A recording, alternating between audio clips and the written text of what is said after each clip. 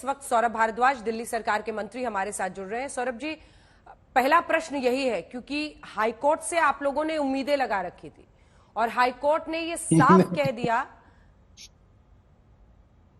क्या वो आप हंस रहे हैं? हाईकोर्ट ने ये साफ कह दिया कि इनकार कर दिया, वो इस अरेस्ट को गलत नहीं मानते हैं। उन्होंने बहुत सारी इसमें बातें कही हैं, लेकिन शायद जो सबसे बड़ी परेशानी आपकी है वो इस बात से होगी कि उन्होंने कहा कि न सिर्फ दिल्ली के मुख्यमंत्री के तौर पर बल्कि आम आदमी पार्टी के कन्वीनर के तौर पर उन्होंने कहा है कि उन्होंने गलत इस्तेमाल किया है अपने पद का, और इसी के साथ ये कहा है कि न सिर्फ जो अपराध से पैसा या जो भी प्रोसीड्स आया उसके उपयोग में, इस्तेमाल में, बल्कि उसको छिपाने में भी उनकी भूमिका देखी। इसको कितनी बड़ी चुनौती आप मानते हैं आने वाले वक्त में? अंजना जी, जाहिर सी बात है, किसी कोर्ट ने अगर टिप्पणी की और उन्होंने जो राहत नहीं दी, जाहिर बात है कि एक चुनौती है। मगर मैं सिर्फ ये कहना चाहता हूं अंजना जी कि ठीक इसी तरीके से मैं आप ही के इंडिया टुडे न्यूज ग्रुप की एक न्यूज दिखा रहा हूं।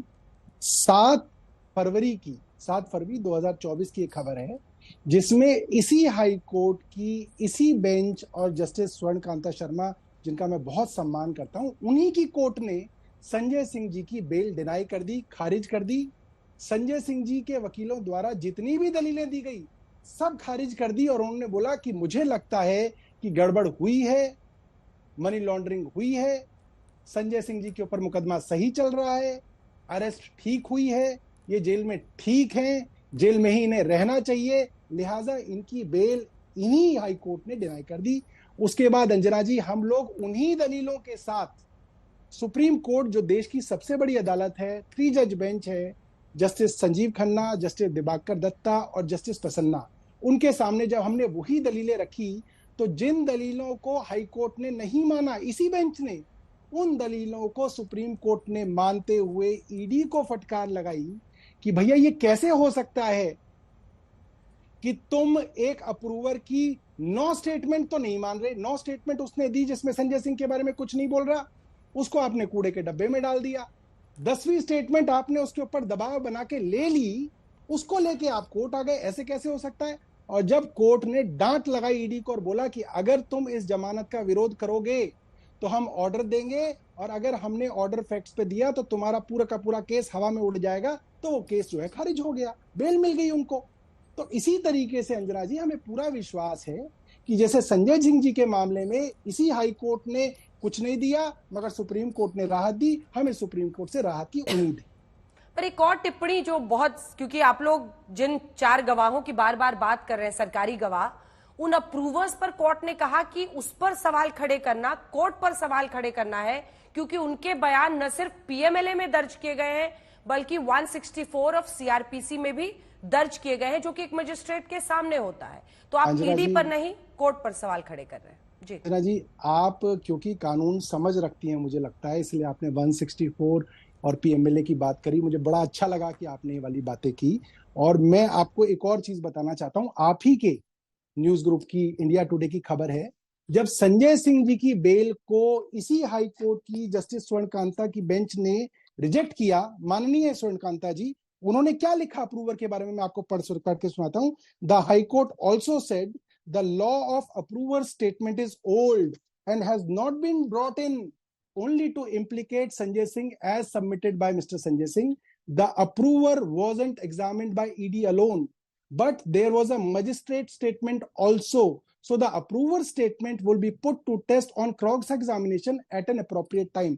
कहने का मतलब ये है, तब भी हाई कोर्ट ने संजय जी के मामले में अप्रूवर के बयान को बहुत बड़ा चढ़ा के बताया था और उन्होंने बोला था कि भाई अप्रूवर का बयान सिर्फ ईडी के सामने नहीं है, मजिस्ट्रेट के सामने भी है, और अप्रूवर का बयान वर्षों से माना जाता है। मगर जब इस अप्रूवर का बयान सुप्रीम कोर्ट की 3 जज बेंच के सामने रखा गया तो हमारे देश की सबसे बड़ी अदालत ने क्या कहा कि अरे, अप्रूवर के बयान पे आप कैसे किसी को गिरफ्तार कर सकते हैं, और आप कब तक उसको गिरफ्तार रखेंगे? 6 महीने तक गिरफ्तार कर रखेंगे। और उन्होंने वो सारी बातें जो हाई कोर्ट ने अप्रूवर के विषय में कही, उनको दरकिनार करते हुए उन्होंने संजय सिंह जी को बेल दे दी। तो ये अप्रूवर वाली कहानी ये पहली बार नहीं गाई जा रही, ये पहले भी अपने ऑर्डर्स में यही हाई कोर्ट जो है कह चुका है। मगर इसके साथ मैं फिर ये कहता हूं अंजना जी, क्योंकि मैंने लॉ पढ़ी हुई है, अप्रूवर का बयान हमारे देश में सबसे कमजोर बयान कहा जाता है। क्यों? क्योंकि पहले आपने उसको आरोपी बनाया, उसको डर लगा कि भैया जेल जाना पड़ेगा। अब इस लालच में कि मैं जेल से बच जाऊं और बाकी सारे फंस जाएं, तो अप्रूवर कुछ भी कहने के लिए तैयार होगा। इसलिए बार बार सुप्रीम कोर्ट ने कहा है कि अप्रूवर का बयान सबसे ज्यादा नॉन क्रेडिबल बयान है। इसके ऊपर आप सिर्फ भरोसा नहीं कर सकते, बहुत सारे बाकी सबूत भी चाहिए होंगे। अप्रूवर का सबूत कमजोर सबूत है। लेकिन ईडी के केसेस में कोई ना कोई गवाह या आरोपी ही, माफ कीजिएगा, आरोपी ही सरकारी गवाह बनता है। उसमें आपको कोई चौथा पांचवा नहीं, आरोपी ही सरकारी गवाह बनता है, प्रूवर बनता है, और उसके बिना पर केस आगे चलता है। लेकिन एक आखिरी प्रश्न है मेरा आपसे, छोटा सा उस पर जवाब दीजिएगा। सुप्रीम कोर्ट में अब आप लोग जा रहे हैं, जो पता चला है, जो खबर आई है, क्या वहां पर सिर्फ एक बार फिर इसी केस को आगे ले जाएंगे जहां पर आप ईडी की गिरफ्तारी को इलीगल मानते हैं, अवैध मानते हैं, या ये खबर भी आई थी जिसकी मैं चाहती हूं आप पुष्टि करें कि आप लोग कुछ दिनों के लिए पॉलिटिकल कैंपेनिंग करने दें, ऐसी अर्जी भी सुप्रीम कोर्ट के सामने रखेंगे कि फेयर लेवल प्लेइंग फील्ड होनी चाहिए चुनावों के वक्त, इसलिए उनको कैंपेनिंग के लिए अरविंद केजरीवाल को बाहर आने दिया जाए? दोनों पर आप जी अंजना जी, क्योंकि मैं समझता हूं कि आज कोर्ट की टिप्पणी जो आपके चैनल में थोड़ी देर पहले जिक्र भी हो रहा था कि कोर्ट्स को इससे कोई मतलब नहीं है कि कोई आदमी पॉलिटिशियन है या सीएम है, इलेक्शन है या नहीं है। मैं कल ही का इसी कोर्ट का एक ऑर्डर आपको दिखाना चाहता हूं, जो दिलीप रे हैं, जिनके ऊपर कोयले स्कैम के अंदर आरोप साबित हुए हैं और 3 साल की सजा मिली है। इसी हाई कोर्ट ने, माननीय हाई कोर्ट की इसी माननीय बेंच ने दिलीप रे साहब को उनकी कन्विक्शन यानी कि उनकी सजा को स्टे करते हुए ये कहा है कि क्योंकि इनका बहुत लंबा पॉलिटिकल करियर है, 71 साल इसकी उम्र है, और अगर इनको अभी नहीं छोड़ा गया तो ये चुनाव नहीं लड़ पाएंगे, जिससे इनका बहुत बड़ा नुकसान हो जाएगा। इसको बिना बनाते हुए हाई कोर्ट ने, इसी बेंच ने इनको कहा है कि इनकी जो सजा है उसको स्टे करके इनको मौका दिया है कि आप जाके जो है चुनाव लड़ लें। तो ये एक बार बार जो बात कही जा रही है कि जो कोई सीएम है तो इससे कोई फर्क नहीं पड़ता, जब यहाँ पे एक वो आदमी जिसको सजा दे दी गई उसको आपने रिहा कर दिया चुनाव लड़ने के लिए, तो ये कहा जा सकता है कि इस तरीके की दलीलें कोर्ट में मान्य होती हैं। मुझे नहीं पता कि कोर्ट के अंदर, सुप्रीम कोर्ट के अंदर हमारी टीम जो है क्या स्ट्रेटेजी बनाएगी, मगर जो आपने सुझाव दिया है वो सुझाव जो है मैं मानता हूं कि वो एक अच्छा सुझाव है। सुझाव नहीं था, सूत्रों से खबर आई थी, इसलिए मैंने आपकी पुष्टि के लिए आपसे पूछा। अगला और आखिरी प्रश्न, एक और प्रश्न मेरे मन में आ गया, आखिरी हो गया कि 9 अप्रैल 2011 आज की ही तारीख थी जब अन्ना आंदोलन खत्म हुआ था जंतर मंतर पर। जी जी जी अरविंद केजरीवाल ये कहते थे कि अगर मनीष सिसोदिया गलत करे तो वो जेल जाएगा, तो उसको इस्तीफा देना पड़ेगा। और मनीष, मैं भी तुम्हारा सगा नहीं हूं, अगर मैंने गलत किया, जेल गया, तो मुझे इस्तीफा देना होगा। लेकिन आज जेल से सरकार चलाने पर वो क्यों इतना अड़े हुए हैं? क्या आपको नहीं लगता है हाईकोर्ट के इतने सख्त बयान के बाद, जिसमें ये साफ अरविंद केजरीवाल की भूमिका एज सीएम, एज आप कन्वीनर, वो कह रहे हैं पैसे के गलत इस्तेमाल और उसे छिपाने में देखी जा रही है, नैतिकता के आधार पर क्या उन्हें इस्तीफा नहीं देना चाहिए? एक दो चीजें मैं अंजना जी बताऊं। पहली बात तो इस हाई कोर्ट के इतने लंबे चौड़े ऑर्डर के अंदर एक लाइन कहीं पे ये नहीं लिखी हुई कि अरविंद केजरीवाल के ऊपर आरोप सिद्ध हो जाते हैं और उनको अब मुख्यमंत्री के पद से इस्तीफा देना चाहिए, वो नहीं लिखी। दूसरी बात, 3 बार दिल्ली के हाई कोर्ट के सामने पीआईएल और रिट पिटीशन आ चुकी हैं कि साहब आप इनको हटाइए, और कोर्ट ने कहा कि हमारे संविधान में और कानून में ऐसा कोई प्रावधान नहीं है कि अगर मुख्यमंत्री को सिर्फ इसलिए गिरफ्तार किया गया है क्योंकि उसके ऊपर आरोप लगे हैं तो उसको हटाना पड़े। तीसरी बात, हम किस नैतिकता की बात कर रहे हैं अंजना जी? वो भारतीय जनता पार्टी, देखिए अरविंद केजरीवाल जी का इस्तीफा अंजना ओम कश्यप नहीं मांग रही है, ना सौरभ भारद्वाज मांग रहे हैं, ना दिल्ली की जनता मांग रही है। कौन मांग रही है? भारतीय जनता पार्टी मांग रही है। वो भारतीय जनता पार्टी जिन्होंने हेमंत बिस्व शर्मा के खिलाफ कैंपेन चलाया कि वो सबसे बड़ा भ्रष्टाचारी है, 6 महीने तक बुकलेट बांटी, और फिर उसके ऊपर ईडी सीबीआई के मुकदमे हुए, और फिर वो भारतीय जनता पार्टी में आ गए और उनको भारतीय जनता पार्टी ने मुख्यमंत्री बना दिया। ईडी सीबीआई के सारे मामले खत्म हो गए।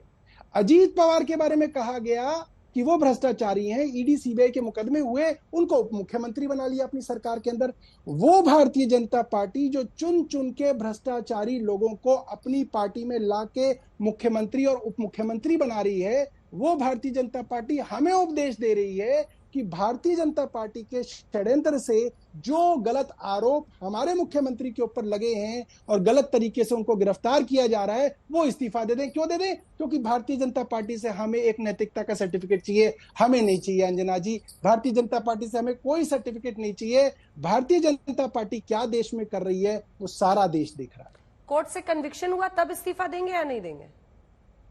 क्या अंजना जी? क्या कोर्ट से कन्विक्शन हो जाता है तब इस्तीफा देंगे या नहीं देंगे? कब देंगे? कब?